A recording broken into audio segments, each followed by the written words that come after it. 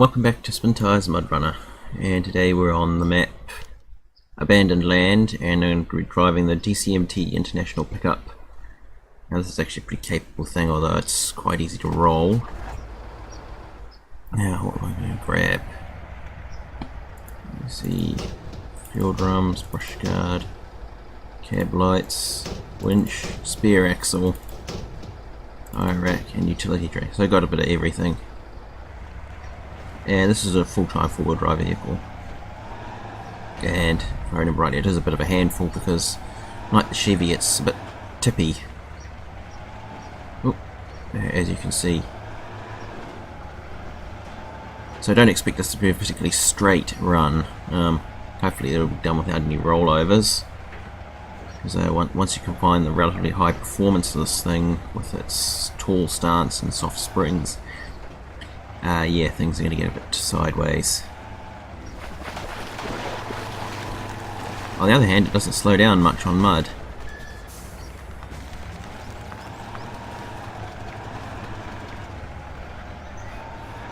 Anyway, this is a rather mixed map. That's actually on the other side of the river, so I think I have to deal with it. That one, and that one, because I need to stop for gas anyway. And it's conveniently on the way to the fuel station. Anyway, I'm going to take a few shortcuts and go cross country rather than just follow the road the whole way. Otherwise we're never going to get there.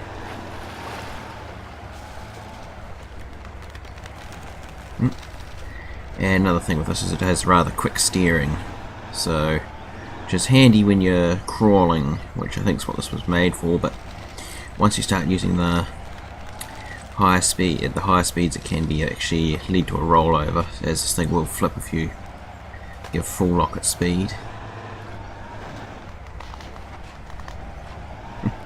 And as you can see, that's what happens if you are a little careless with the throttle. Alright. And then here's the road again.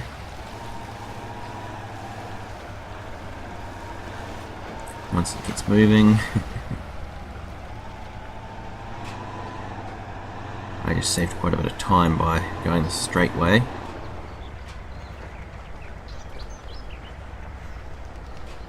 And there's sort of, I think the watch point's actually over there somewhere, but I can't be bothered driving over to it just yet because I've got to go that way anyway.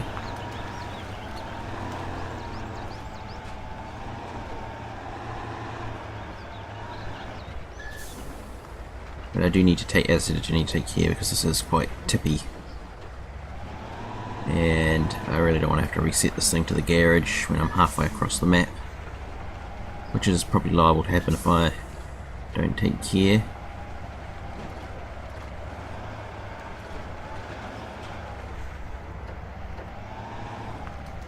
I also have to be careful, as I found on another map, that I could do nose stands on it and just basically have it sitting on its front bumper and the front wheels.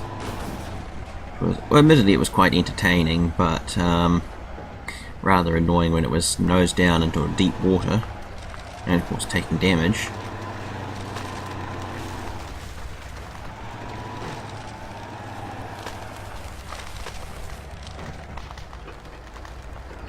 And let's see, there we've got the first point. Covers that area there. Then I'm going to come back up the second and third ones. And there's about 9 total on this map. This is actually quite a large map. So I'm not going to be too concerned about fuel consumption because I do carry a lot on this thing. Actually, one of the reasons why I like the banks is that I can 2012 F350 is that I can hurl it into corners and I don't have to worry about it tipping or and so on, because I don't know why I take so much damage when even in a lot of these, even at like moderate speed.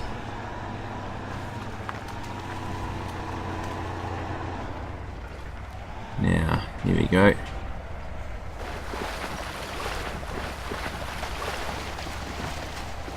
I guess it's just the way the game engine calculates it.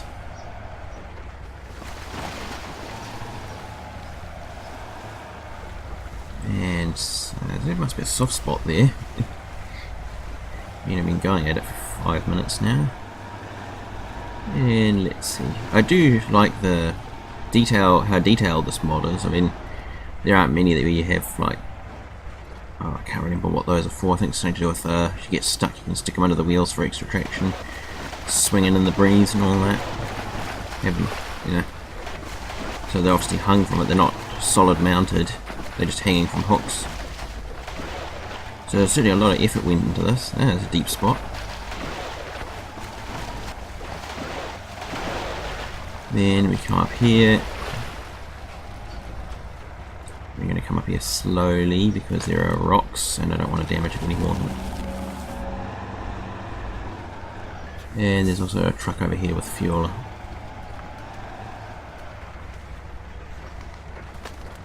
So you should have like, I guess that's quite handy if you're damaged and stuff. Actually I might top up here then. I'll just change over to the 131.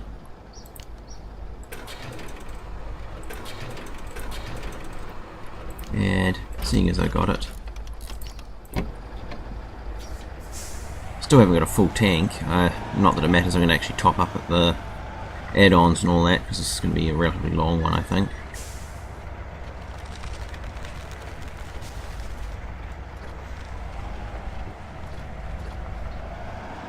Then across the bridge.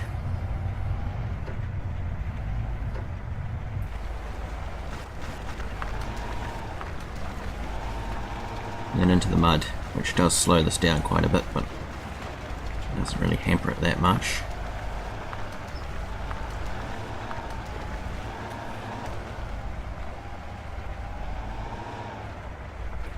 Anyway, let's see. I really do need to mix it up. I think the last week or so has just been solid Spintires Mudrunner videos. And I need to get some more car mechanics sim and that into the mix, and I don't know, maybe something else. Certainly I need to get back into my summer car, though I think it's a bit bugged at the moment due to the last update. The reality is that I've taken so long to get as far as I have. I really should have recorded all of them in one go. And that I think the latest one kind of breaks the wheels. So you have to, this is something I'll have to sort out before I record the next episode. I've already recorded my reaction to walking out because I was going to record one. And finding the wheels missing. Which is probably quite funny, so I think I'll throw that into the video.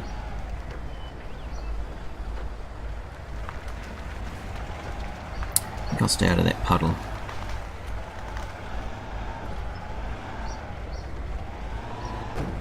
And more damage.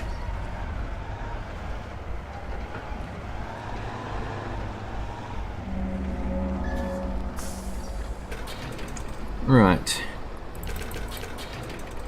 And also, so yeah, that's everything. So now I should be fine for the rest of this trip. Oh, now I know why it's so sketchy. I never noticed that the rear wheel steer as well. No wonder it goes so sideways. It would be handy if there was a way to disable that for when you're driving fast. So that's why it's like driving a Warthog in Halo. I mean, even then you didn't, in Halo, you didn't actually have to worry about that too much, as you just had to point where you wanted it to go.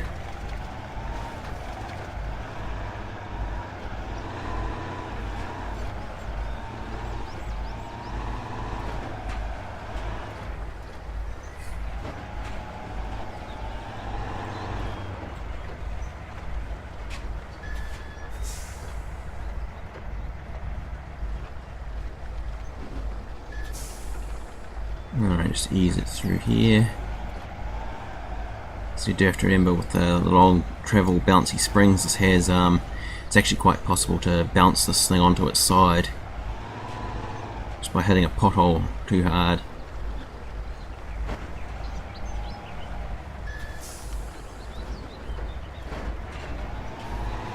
I think this is supposed to be something you'd use on a crawler map, I guess.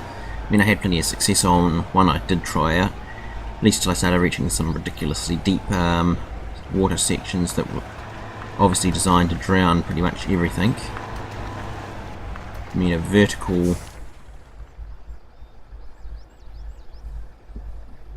drop down into what would you call it? Down into a waterhole does not really make it easy for pretty much any vehicle. I mean, I had that F350, I managed to drown it on that one, and then I took this and got a lot further because I could take a shortcut up a creek. And but even this thing was challenged by some of the steeper bits. So I'm not sure what vehicle was used to test it, but whatever it was pretty insane.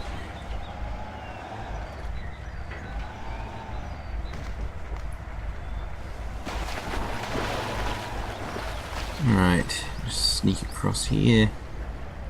This bridge doesn't have a lot of freeboard left. Yeah, you've got to watch the wheels as you cross this. And then let's see, you just come up here.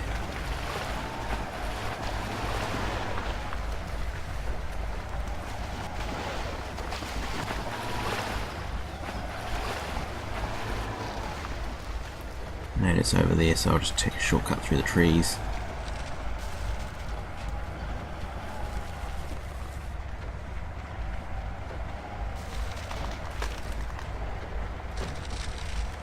And let's see, that's that one there. And then I need to come around further to get the other one. Yeah, there's a lighthouse in the middle of nowhere.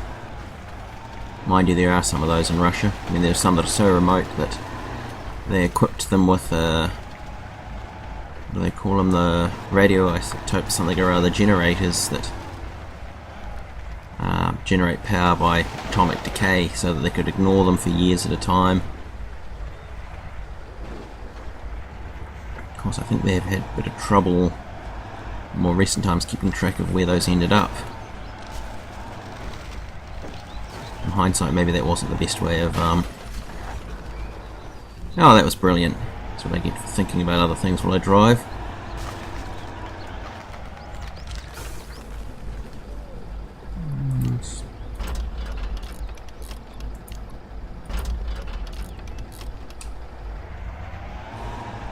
Right.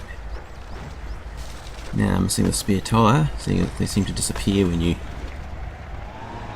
Oh. And let's see, I think I want to... Maybe I should have gone a little bit further along the road before turning in. Oh well, no matter. This is fun in its own way. Let's see, I want to come up over the top here onto this flatter bit.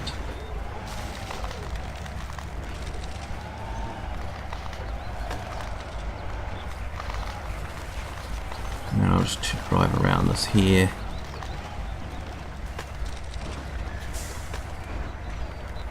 And carefully drive around here. I said carefully. There. Now I need to head back towards that bridge. There's a bridge there, I think.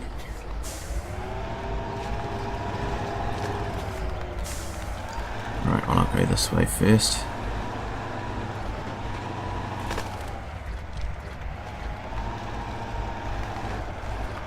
Yeah, it's quite hard to get this in second, but once it's in second, it just flies. Which itself does not always make this easy.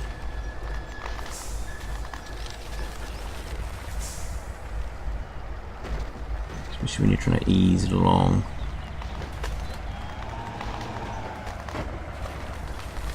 Right, now I think that way is over here.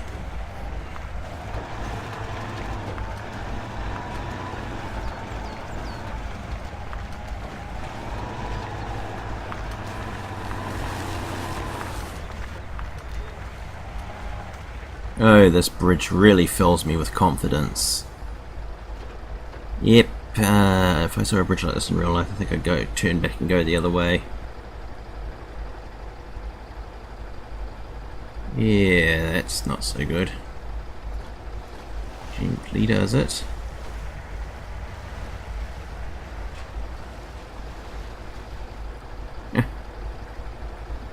Yeah, this is pretty nerve-wracking. I bet this will make a great screenshot though. And we're in safety.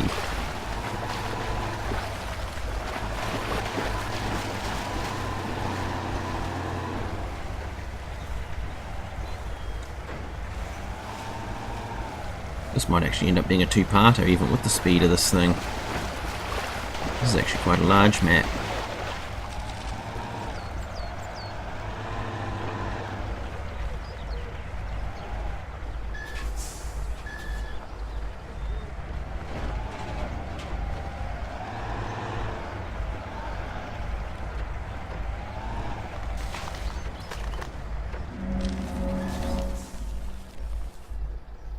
And yeah, that's right, that's on this path down here. It's actually quite quick.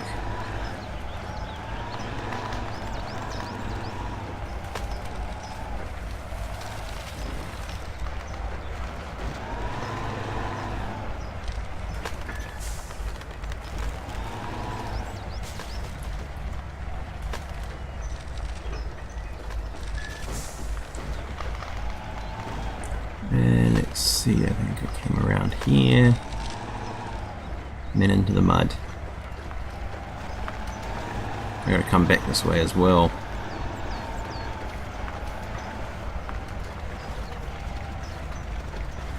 Come on, pick second.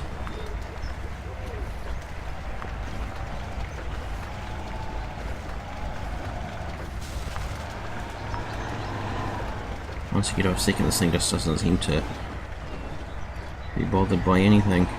Alright.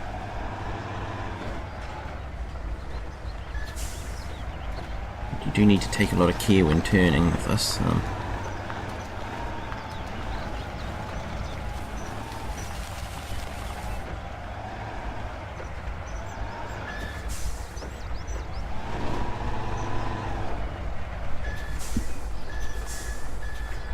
This is an interesting puddle.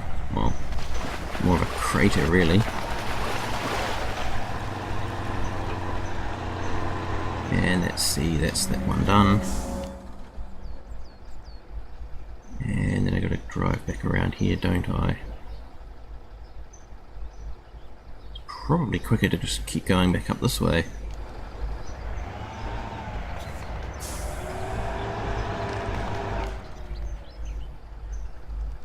Certainly makes you wonder. And with all the mud and that's down there.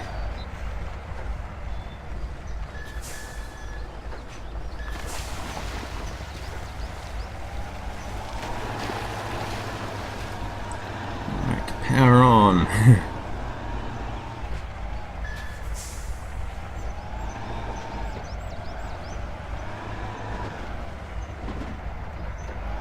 I really didn't like that bit.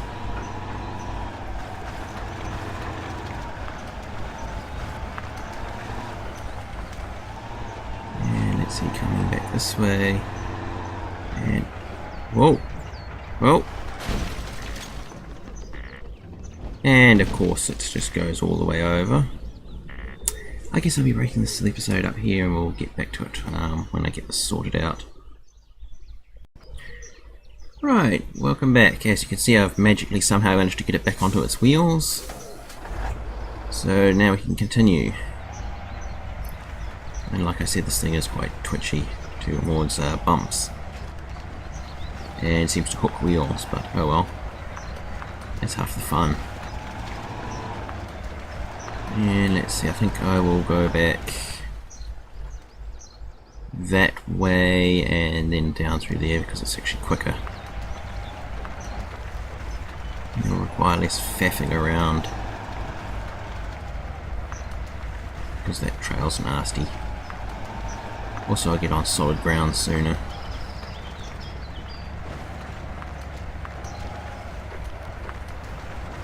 This episode's starting to run a bit longer than I wanted, but it doesn't really matter too much. I suppose I can just, since I don't always want to do 6 days a week. I do have to try and keep them to around 15-20 minutes, otherwise I run out of data, which sucks to a massive degree. I mean, if I could get unlimited data where I was, I would probably stream myself doing this every night. I mean, I often sit down and game late night every night, so it would be no great issue for me to make that a streaming session. Of course, I know how much data the raw files for these generates, so if I remember rightly, I once did an 18-minute video that produced a 9.8 gigabyte file to cringe at, although once it was edited it was a lot smaller. Alright, now how deep are you? That's the one I actually want to go to over there. And although I think the final size was only about a gigabyte once I'd done that, which is one of the reasons why I can't really stream. Living on a metered internet connection sucks. I mean, it's actually fast enough. I could probably do 720p streaming, especially in the evening, but occasionally it will suddenly try and pretend it's dial-up.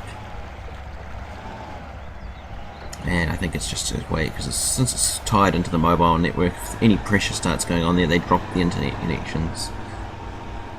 So unfortunately it's the price of living in the country, I guess. It's lousy internet. The funny thing is that less than 2 kilometers from where I live is one of the major fibre backbones of the country's phone network, and there's a box down there, but apparently it's not equipped for internet. Or at least that's what they said when they're trying to fob us off. Mind you, the box's door hasn't been shut for about 15 years. Sort of been left ajar and slightly open to the elements. Probably explains why our phone line used to be so terrible. Anyway, now I want to get on the other side to where that 4320 is. And I want to come along here somewhere. There's a spot where I can probably shimmy through, especially with this thing's turning circle. I mean, that's the biggest advantage of four-wheel steering, is being able to squeeze into tighter gaps.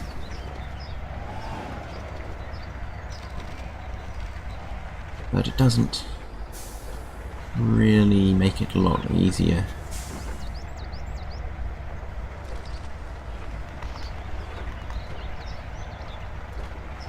And there's a roadway around here somewhere.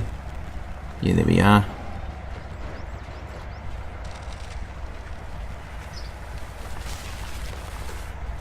And another utility truck, which must have been floating. And a fuel station.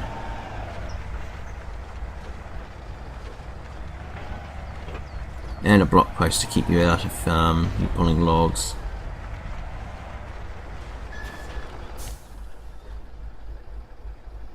Now, what was the way? I think I went this way. Yeah, this is actually the correct road, but I think I know a shortcut, but I don't really want to risk it in this because it's quite tippy. Although I managed to make it in a GAZ 3308, which is a lot bigger and heavier than this, but not as subject to bounce.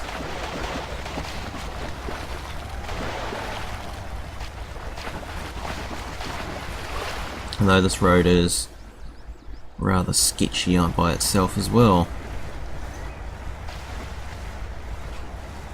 I mean, where do I go next?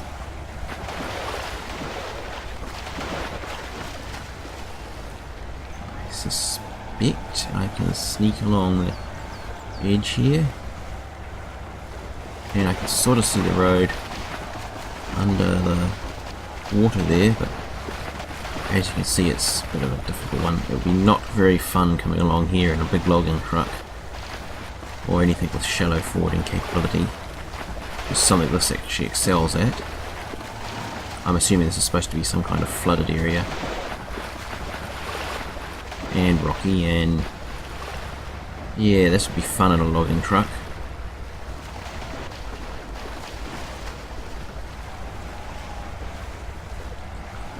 mean, it's hard enough in this.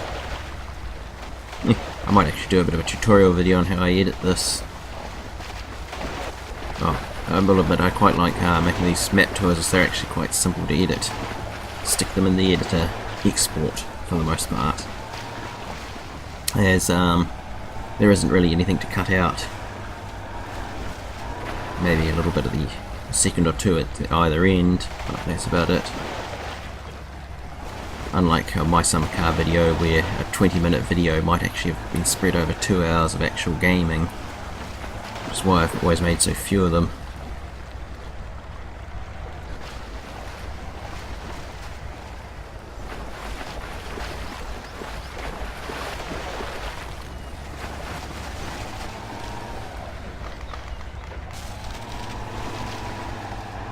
And here's the final one. And yeah, there's a road up there that would have been shorter, but I'd have had to sneak down into there. And possibly I would have rolled it at the last second. And that is that really for this map. And as you can see, there's you get the logs there, and then you have to come all the way around. And so then up here to that one, and back around down to this one. So it's not an easy one. Like, to get to this lumber mill, you'd start there, loop around. Use the mouse for this. There's actually a long bridge here that doesn't show up, and let's see, where would you go? Then you'd follow around here through this rough area, or down here, and then through the water. So it's probably something that would be fun if you're doing it with 2 or 3 people, but otherwise a pain. Anyway, that's all for this episode, so I'll see you next time in Spintires Mudrunner.